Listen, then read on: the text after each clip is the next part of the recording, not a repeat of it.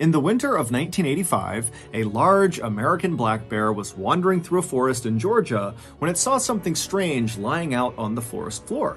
Interested, the bear wandered over and began pawing at it and slashing at it, until finally the bear ripped this thing open, and immediately this strange, flowery smell filled the air. Less than 10 minutes later, that bear would experience something that literally no other living thing on Earth has ever experienced. And that is just the beginning of one of the strangest stories that's about to take the world by storm, because a major motion picture has been made about this bear that's going to be released in February of 2023. But before we get into this totally bizarre story, if you're a fan of the strange, dark, and mysterious delivered in story format, then you've come to the right place, because that's all we do, and we upload once a week. So, if that's of interest to you, please offer to make the like button a ham and cheese sandwich, but don't unwrap the cheese slices. Also, please subscribe to our channel and turn on all notifications so you don't miss any of our weekly uploads. Okay, let's get into today's story.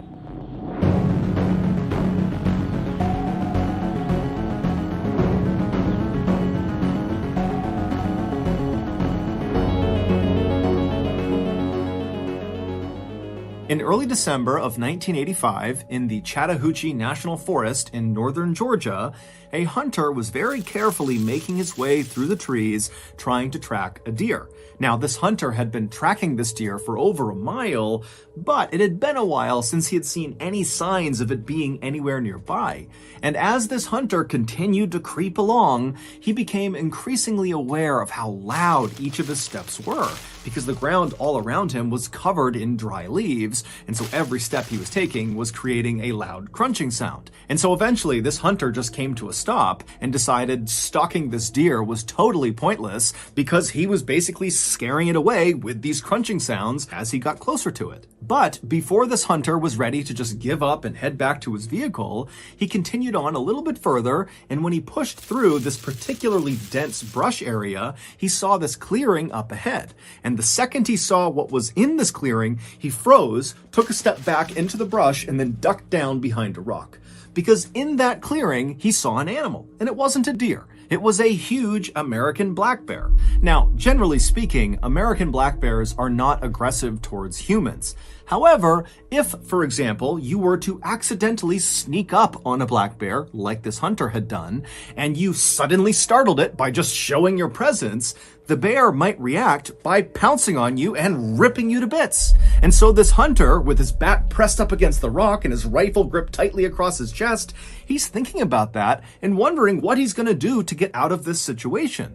At first he thought, okay, I'll just stand up and quietly walk away. But then he remembered how loud the leaves were, and even though he had been lucky walking in, he hadn't alerted the bear to his presence, on the way out, he was worried he wouldn't be so lucky, that those leaves would alert the bear to his position. And so the hunter began thinking, okay, well, what if I just stand up and start shooting at this bear? But the hunter knew the big issue with that plan is he had a deer hunting rifle, which is not nearly powerful enough to quickly take down a black bear, if at all. And so if he starts shooting at this bear, there was a very good chance that the bear would just turn around and maul him before he was able to put the bear down with his rifle. And so as this hunter is going through these scenarios behind the rock, he realizes something. He hasn't heard this bear at all. Now, bears in general are very loud animals. Just their regular breathing is so guttural and noisy that you can hear it a pretty good distance away.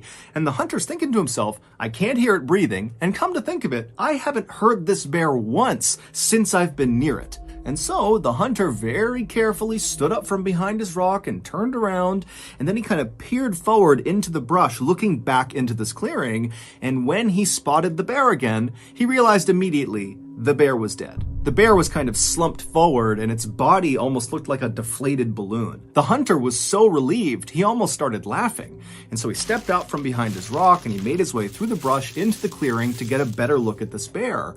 And when the hunter was right over the top of this bear looking down at it, something immediately struck him as very odd. This bear was far too young to have died of natural causes. However, after this hunter kind of poked and prodded the bear and lifted it up on either side to try to look underneath it, he couldn't see any visible injuries. It was like this bear had just randomly dropped dead. But the hunter didn't spend much time thinking about what happened to this bear. Instead, he thought to himself, there has to be some sort of logical explanation for what killed it. And with one last look at the bear on the ground, the hunter turned around and began the long walk back through the woods back to his vehicle. It would turn out there was an explanation for what happened to that bear. However, it was anything but logical. But to get to that non-logical explanation, we first have to go back in time.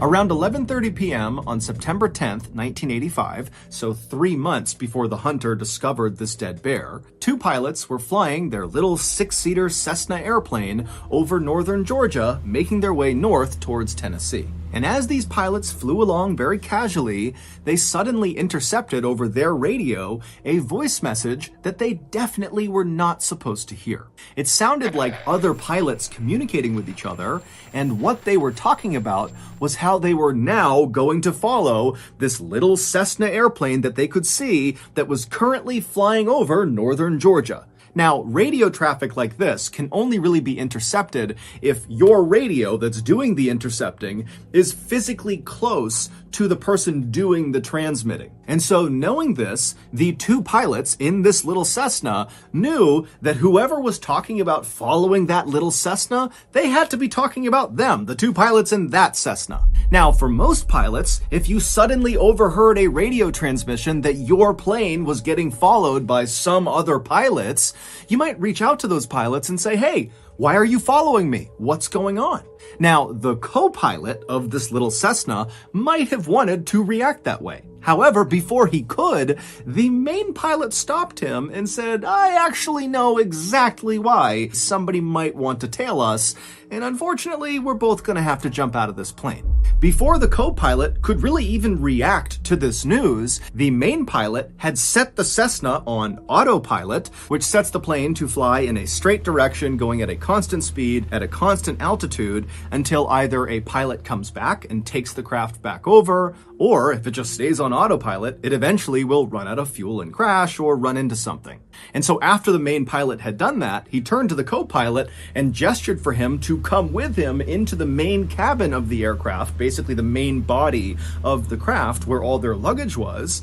And the co-pilot, he's so confused about what's happening, he's so panicked that he just follows the main pilot. So the two of them, they climb back over the two front seats that go into the main body of the craft, and the main pilot begins strapping parachutes onto some of their luggage. And as he's doing this, he tells the co-pilot to open up the side door of the plane. And so again, the co-pilot is just so caught off guard, he has no idea how to handle this, and so he reaches over and he slides open this door of this moving plane. And as soon as he did, this huge rush of cold night air blasted inside of the cabin, and it became so loud from the howling wind coming in that the two pilots couldn't even talk to each other. And then the main pilot just began pushing the luggage out of the plane just into the night, falling straight down to the ground far, far below them. And at some point, the co-pilot just joined him and began pushing the luggage out of the plane. And then after all the luggage was out, the main pilot shoved a parachute into the hands of the co-pilot and said, put it on. He had to gesture for it because they couldn't hear each other. And so as this co-pilot's struggling to get on his parachute, the main pilot puts on his chute, and then right after the co-pilot has just barely got his parachute on, the main pilot pushes him out the side of the plane, and then the main pilot jumps out after him. So they basically abandoned their plane, which was still set to autopilot, so at some point, it was just going to crash. About 5 hours later, in a suburb of Knoxville, Tennessee, an 85-year-old man named Fred Myers was just waking up. Fred always got up before sunrise. It was part of his daily routine. He would wake up, he would get dressed, he would wash and shave his face, and then he would sit down and read the local newspaper. This simple routine was actually very important to Fred because recently he had been diagnosed with Alzheimer's disease, which is a progressive disease that destroys memory. And so having this sort of set routine helped him manage his symptoms. Basically, at least in the morning, he could go into autopilot and go through this routine and not get confused. However, on this particular morning, something would happen that would leave Fred more confused than he had ever been in his entire life. Fred had made it to his bathroom, he had washed his face, and he had begun shaving when out of the corner of his eye, he noticed something strange outside in his driveway. He could see it through a nearby window, but it was still so dark outside, Fred couldn't tell what this thing was out there. And so feeling very curious, Fred put his razor blade down and he made his way over to the window to get a better look. And when he reached the window and looked out at his driveway and saw what this strange thing was, he could not believe his eyes. There was this huge parachute out on his driveway, and on the parachute was the main pilot of the Cessna. After the main pilot had pushed the co-pilot out and leapt out himself, when he pulled his ripcord, his chute either didn't deploy, or when it deployed, it didn't inflate fully, and so he was forced to go to his reserve chute, but it didn't inflate fast enough to stop him from crashing into the ground. And so the main pilot slammed into the ground, basically at terminal velocity, and so he sustained catastrophic internal injuries, and he died within a couple of minutes of hitting the ground. Fred was so stunned and confused at what he was looking at that without saying a word, he just turned away from his window and walked over to his phone and called the police, shaving cream still on his face. When the police arrived at Fred's house that morning, they were expecting to see a dead recreational skydiver on Fred's property. But when they walked up the driveway and saw the dead man for themselves, they knew right away this was not some recreational skydiver. He actually looked more like a soldier. He was wearing a bulletproof vest over some camouflage fatigues, and he had night vision goggles strapped to his head. But the dead man's shoe choice made the police think this guy could not possibly have been military, because on this guy's feet were not military-style combat boots like you would expect with the rest of his getup. Instead, he was wearing loafers, specifically Gucci loafers, so very expensive designer shoes. And so the police are thinking to themselves, who the heck was this guy and what was he doing? The police would figure that out. However, first, we have to fast forward 2 months to late November 1985, so roughly 2 weeks before that bear was discovered by that hunter in Chattahoochee National Forest. Now, at this point in late November, that black bear was alive and well and living a typical black bear life in the Chattahoochee National Forest, which meant he mostly spent his time wandering around the woods looking for something to eat. And on this particular day in November, the bear was doing just that when out of the corner of his eye, he spotted something strange lying on the forest floor. It was one of the pieces of luggage that the two pilots had pushed out of their plane. It was this big, heavy duffel bag. Now, the bear had no idea if this duffel bag contained food, but the bear was optimistic, so it meandered its way over and began pawing at the bag with its massive claws, and pretty much immediately, his claws tore open a hole in this bag. And suddenly, the air all around this bear was filled with this glorious, flowery smell, so the bear put its nose directly into this rip in the bag and began sniffing and licking the contents of this bag. And apparently, the bear just loved it because it ate whatever was inside of the bag. All of it. And when he was done, the bear felt so good, he was so full of energy that he just started sprinting in a straight direction. And after running at top speed about 100 yards, every major system inside of this bear shut down all at once and he died on the spot, collapsing in that clearing. And then, about 2 weeks later, that hunter walked into the Chattahoochee National Forest and discovered this dead bear. And then, within 24 hours, the hunter was back home and he told one of his friends about discovering this dead bear. And when he told his friend about seeing this bear, he also kind of casually mentioned that he had seen a duffel bag in the forest not far from this dead bear. Now, to understand what this friend did next, you need some context. By this point in time, the police had actually figured out a lot about that dead man on Fred Myers' driveway, the main pilot of the Cessna. They knew he was a 40-year-old man named Andrew Thornton who had served in the U.S. Army as a paratrooper, but after getting out of the service, he had kind of gone astray in his life and become a big-time smuggler of illegal goods. The police had also figured out by this point that Andrew, along with a co-pilot, had been the people flying that Cessna that eventually was found crashed into a mountainside in North Carolina. The co-pilot had survived the jump out of the Cessna, and so the police tracked him down, and they very quickly realized this co-pilot was really just a victim of Andrew. Andrew had told this guy they were just going to fly to the Bahamas for a vacation. And so when that plan completely evaporated, and suddenly Andrew is barking orders at this guy to open up the plane and push the luggage out and jump out, the co-pilot said he just totally panicked and just started doing whatever Andrew wanted. And so this guy was just totally terrified, and really all he could offer police was just to confirm that, yup, Andrew was the main pilot, and yes, we really did push his luggage out of the side of the plane over some forest in northern Georgia. The police believed the co-pilot and did not charge him with any crime.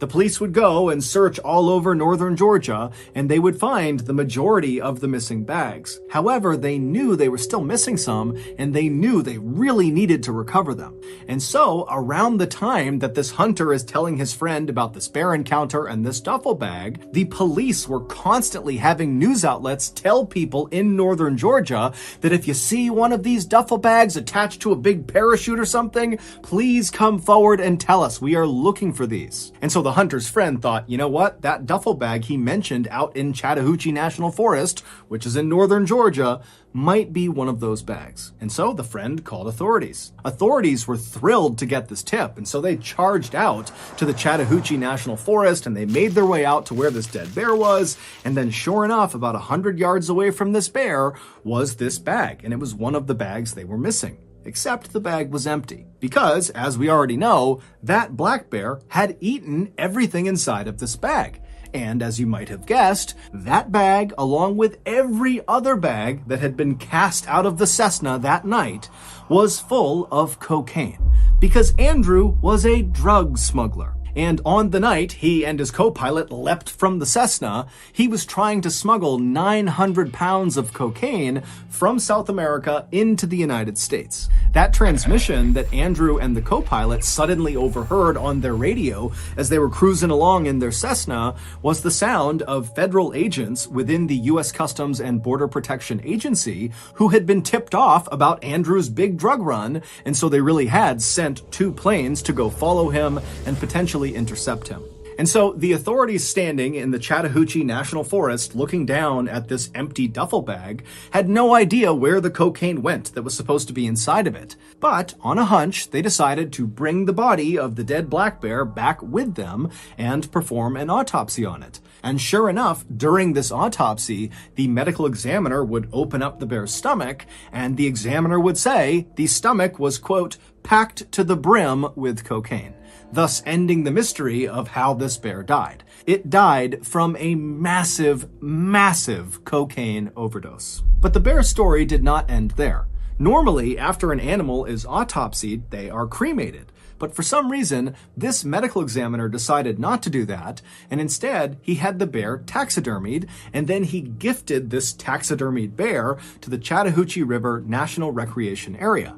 And then from there, the bear changed hands many times. Over the next 2 decades, no one knows exactly who had the bear and for what reason, but there were reports that at least at one point it was stolen from a storage facility, and then it was sold at a pawn shop, and then at some point the bear was in the possession of famous country singer Waylon Jennings, and then finally, the bear found its forever home. Today, the bear is on display at the Kentucky Fun Mall in Lexington, Kentucky, and around its neck is a placard that reads, "Cocaine Bear."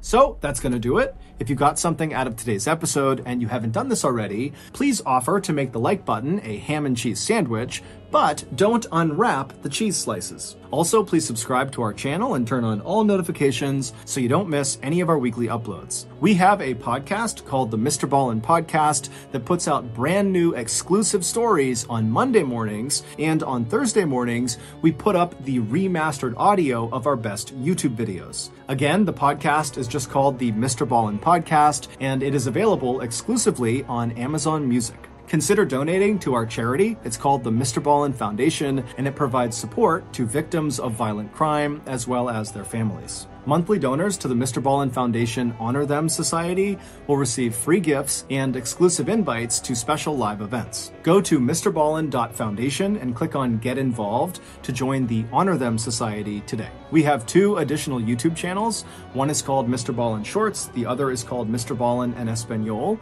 We post near daily content on Facebook, TikTok, and Snapchat. All of those pages are just called MrBallen. If you want to get in touch with me, please follow me on any major social media platform and then send me a direct message. My username is just @MrBallen, and I really do read the majority of my DMs. Check out our merch at shopmrballen.com, and if you have a story suggestion, please submit it to our subreddit just called MrBallen. It's linked in the description below. So whether I see you on Instagram, Twitter, TikTok, Reddit, YouTube, Facebook, other YouTube channels, the podcast, wherever, just know that I really appreciate your support, and until next time, that's going to do it. See ya.